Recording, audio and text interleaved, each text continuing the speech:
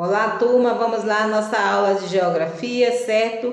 Na realidade, esta é uma revisão da nossa aula de geografia de ontem, agricultura. Ela deve estar bem fresquinha na mente de vocês, porque vocês receberam esta aula, né?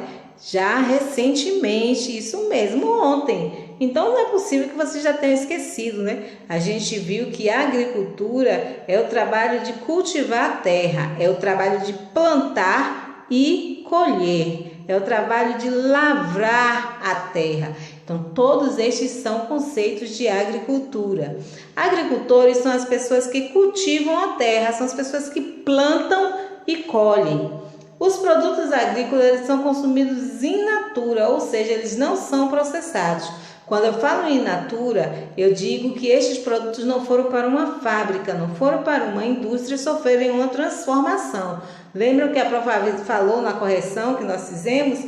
Pois é, os produtos in natura são, por exemplo, você está na roça ou você vai na feira, você compra laranja, repolho, alface, melão, uva, pera, morango. Todos esses produtos que você vem diretamente da roça, como a gente chama, né? Ou seja, são tirados, né, da agricultura, são colhidos. Você compra na feira e você come desta forma, eles não são processados.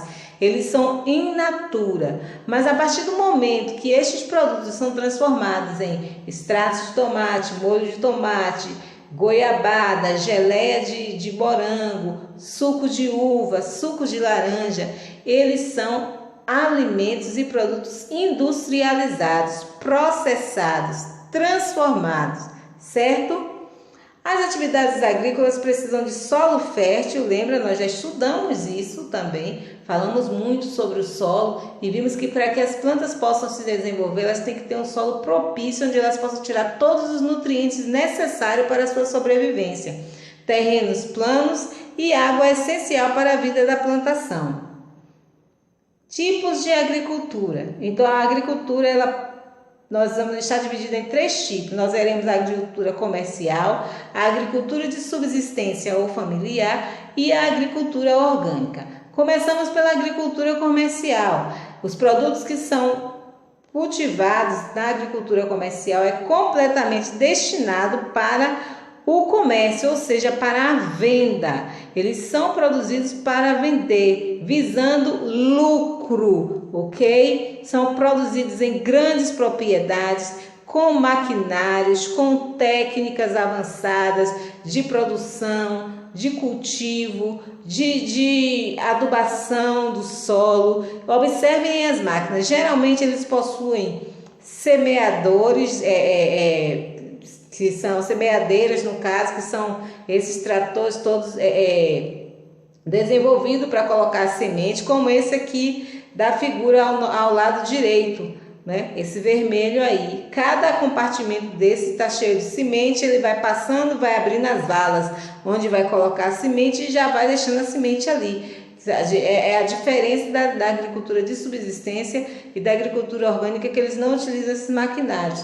Tem a colhedeira, né, a colheitadeira, que são chamados, que passam colhendo o que já foi produzido. Esses produtos são destinados ao comércio interno ou comércio externo. O que é comércio interno? O comércio interno é aquele que é realizado dentro do seu próprio município, dentro do seu estado ou dentro do seu país.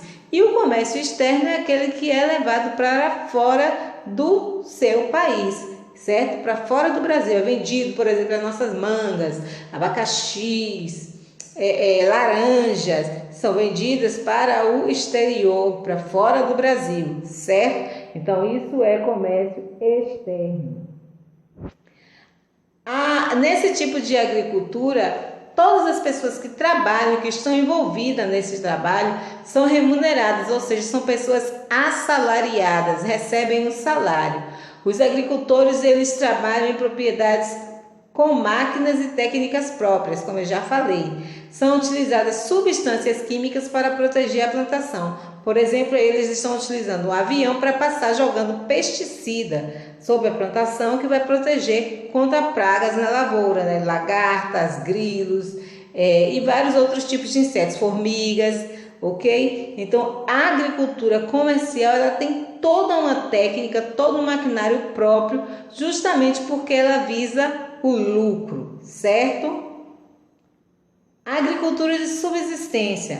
Neste caso aí, os produtos são destinados para o uso da família do agricultor, ou seja, geralmente são as famílias que trabalham, estão envolvidas. Você está vendo ali crianças, aqui tem uma jovem, né, uma moça, né, não tem nenhum tipo de máquina, de maquinários, eles utilizam as formas agrícolas que eles já conheciam, que foi passado às vezes para os pais, pelos pais que já trabalhavam na roça, e alguns continuam trabalhando assim, certo? Nesse tipo de prática agrícola não há remuneração, visto que é algo familiar. Então todos vão tirar proveito daquilo que está sendo produzido. Não há uso de máquina nem técnicas avançadas.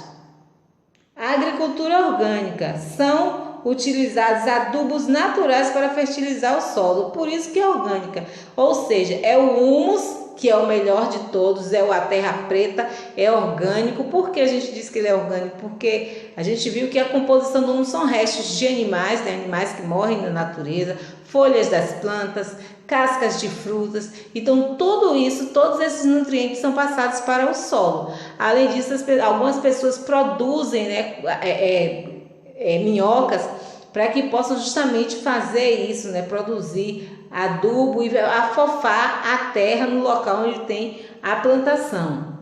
Nesse tipo de agricultura também não se utiliza produtos químicos de jeito nenhum, nem mesmo adubo, nem nenhum tipo de pesticida. E a produção é bem menor, é pequena porque são produtos que acabam se tornando caros, justamente por não se utilizar produtos químicos. São produtos que são repassados também mais caro para o consumidor, mas são produtos mais resistentes, mais saborosos, mais saudáveis e que fazem um bem incrível para a nossa saúde. Então, gente, fiquem ligados no nosso recadinho, certo? Beijos e até a próxima.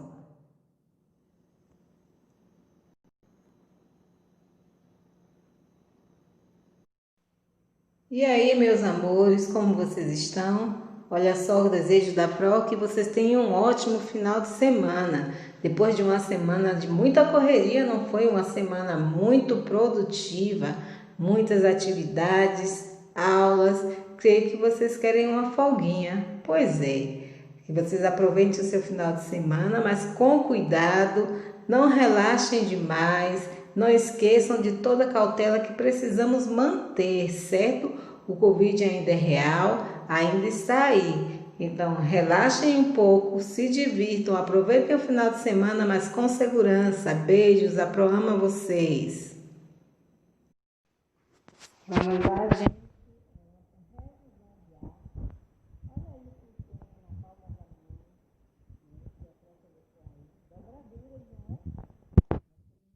Passa.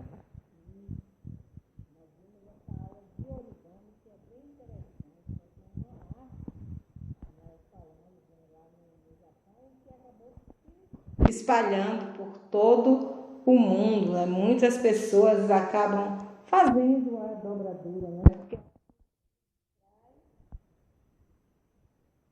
a calma e é necessário que a pessoa tenha justamente esse autocontrole, essa paciência, esse domínio. Nós vimos que surgiram na corte de um imperador japonês, né? E é uma arte muito antiga e vem justamente deste nome, né? Fazer dobraduras de papel, formando pequenas esculturas que têm origem japonesa. Ori significa dobrar e kami, papel, né? Seria origami na nossa língua, na língua portuguesa, virou origami. As figuras que são produzidas com o origami, com a dobradura, geralmente representam elementos da natureza, animais e plantas, e cada uma tem um significado específico, ou seja, lá para os japoneses, né, eles tem essa questão muito mística, né, do dragão, do pássaro, cada coisa tem um significado. Então eles vão dando significado para as imagens que eles criam. Mas claro que nós podemos utilizar, brincar e fazer essa arte, esse trabalho por distração ou como uma obra de arte mesmo, que a gente sabe que ouvimos, né, falamos que existem artistas que trabalham fazendo, né, expõem, fazem exposição de dobraduras, mas para distrair, para desestressar, né, é muito legal trabalhar com dobraduras, certo? Ainda estou esperando a foto das dobraduras de quem ainda não colocou para mim lá no grupo, no PV, né, no caso, certo? Até então só um aluno mandou para a Pro a foto da dobradura, ok? Já tem um tempinho que nós fizemos essa aula, foi na nossa primeira aula online nesse mês, né? Que é a primeira aula que foi junto com a Pro Leilane, nós duas, certo? Então vamos lá. Agora nós vamos falar de uma outra técnica que é também muito legal. É a arte de fazer mosaicos, né? É uma técnica milenar, olha só, muitos anos, não é? Utilizada na decoração ou no registro de fatos e lendas, ou seja, para contar uma história, para contar algo que aconteceu. É uma técnica com mais de 2000 anos, já imaginaram? Muito antiga, não é isso? Tem uma importância histórica e nos ajuda a conhecer como ocorre a formação das imagens, principalmente imagens televisivas e fotográficas, né? Que as pessoas geralmente fazem montagens e colagens para formar uma imagem, aquilo que eles querem passar. Olha aí, imagens de mosaico. A gente já hoje em dia faz parte, né, do nosso dia a dia, porque nós andamos na rua, nós vemos as calçadas das casas, né, algumas têm, quebram os pedacinhos de piso, né, e fazem esse desenho como a Pro colocou aí embaixo. Aqui em cima, embora seja com pisos, mas a gente está vendo aqui já uma imagem de uma flor, não é isso? Logo aqui ao lado, nós temos a imagem do Mickey, né? A cara, né, do Mickey, o formato, não é isso? E a gente pode fazer um mosaico justamente para isso, juntando esses pedacinhos, formarmos figuras, a figura que nós tivermos na mente, o que nós desejarmos. E nós vimos aí que os mosaicos eles podem ser feitos com todo tipo de material, com papéis, com vidros, com pedaços de piso, é o caso das calçadas, e algumas casas as pessoas utilizam, né, para reaproveitar no caso, e fazer isso. E pessoas que trabalham com mosaico produzindo obras, verdadeiras obras de arte.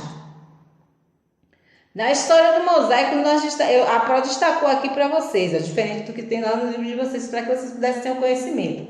Esse mosaico aqui é encontrado no piso da Vila dos Pássaros, sabe aonde? É Alexandria, no Egito, lá, né? Do outro lado do mundo, bem longe da gente, produzido por Ariadne van Zandenberg, tá vendo aí?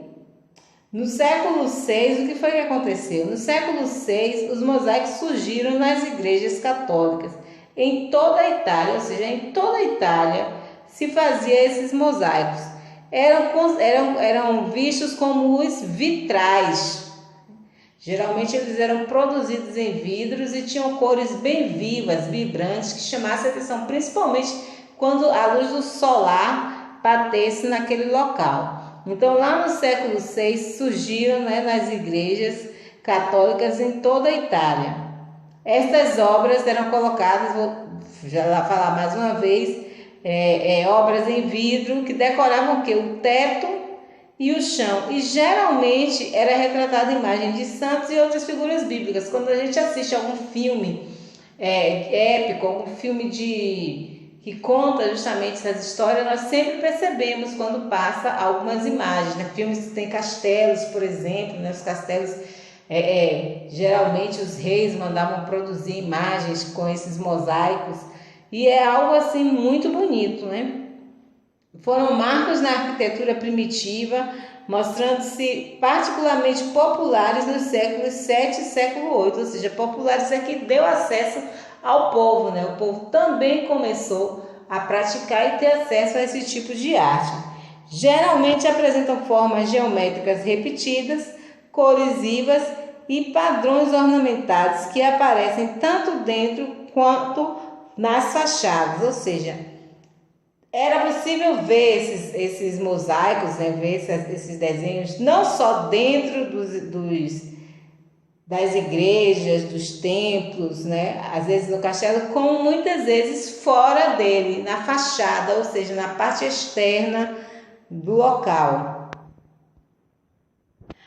Aí a Pro pulou aqui, mas a gente tinha um mosaico ali, também mais antigo, de um mausoléu. Um mausoléu é como se fosse um